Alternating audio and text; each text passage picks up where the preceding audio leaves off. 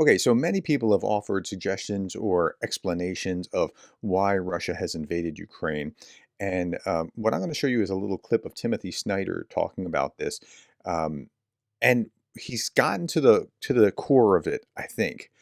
He explains the genocidal logic of the Russian invasion. Before we talk about that video, though, I just want to talk about like some of the explanations that have been put forward about why Russia invaded Ukraine. Like there are Nazis there that they have to clear out, or they're oppressing Russian speakers, or Putin has this view that Ukraine is historic Russian territory, and there's okay, the Nazis, no, although they redefine Nazi to mean anyone who's anti-Russian, or oppressing Russian speakers, no, they weren't doing that. But this third one here, the Putin's view that it's historically Russian territory. There's a little bit of something to that because it's changed hands over time, and it was Soviet and that sort of thing. Although the Ukrainians never wanted to be part of that, but there's a little bit of truth to something in that neighborhood, and they look down at Ukrainians as little Russians, or Ukraine is the borderlands of Russia. That's how they see it, that sort of thing.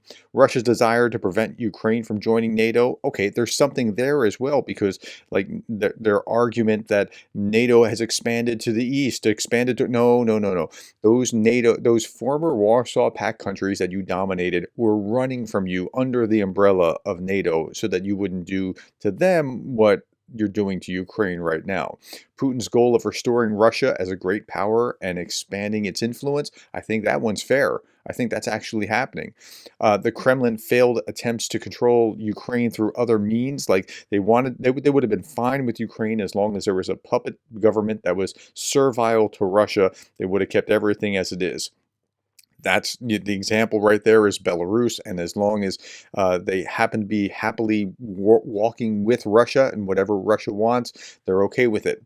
Putin's personal legacy ambitions, it's kind of like the other one. The idea that he's going to expand Russia and be like the next Peter the Great, or perhaps Russia's perception that Western weakness was ripe for the time where they could just go and do that. There's arguments that it's a strategic military interest, like the base in Crimea and the Black Sea, or maybe the mineral rights, or it's just a snatch and grab operation. Um, Putin's ideological views about Russia and Ukrainian unity that aren't really true, but he's kind of fabricating as a context, or as a rationale to do this. Um, all those things could be factors. They all have some impact on what's going on. But I think Tim Snyder is absolutely right here. This is his 2-minute analysis, and it's spot on in my estimation. So here we go.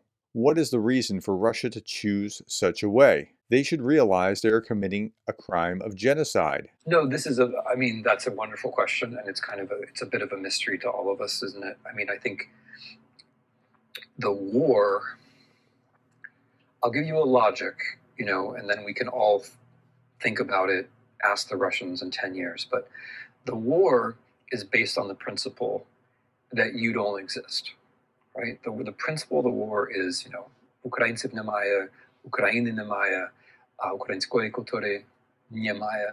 This is the principle, right? That there's not really Ukraine. There's only Russia, great Russian history, great Russian culture.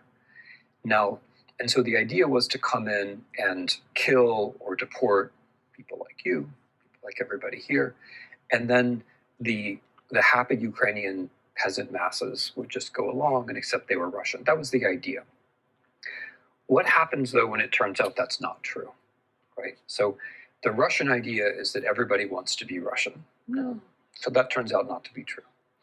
Then how do you feel? Well, you feel, I need to kill more and more people. At first, you think it's just an elite that's Ukrainian, then you realize more people are Ukrainian, then you realize there's an entire Ukrainian nation. And so the logic is, okay, I have to kill more and more people in order to get to those Ukrainians who want to be Russians. And you do that long enough, and you realize there aren't very many Ukrainians like that, and suddenly you find yourself in this completely genocidal position, which is where they are. When they started, I mean, they said quite openly, this is a colonial mission. We're gonna kill the elites. We're going to put people in camps, and then the rest of the country will go along. That's already genocidal.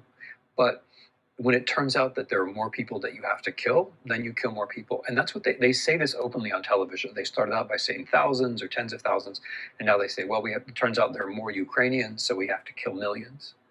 And they are saying this sort of thing. And so here, I was just talking about how they justify genocide in this video, where she's talking about, well, the Ukraine that never existed, she says, right?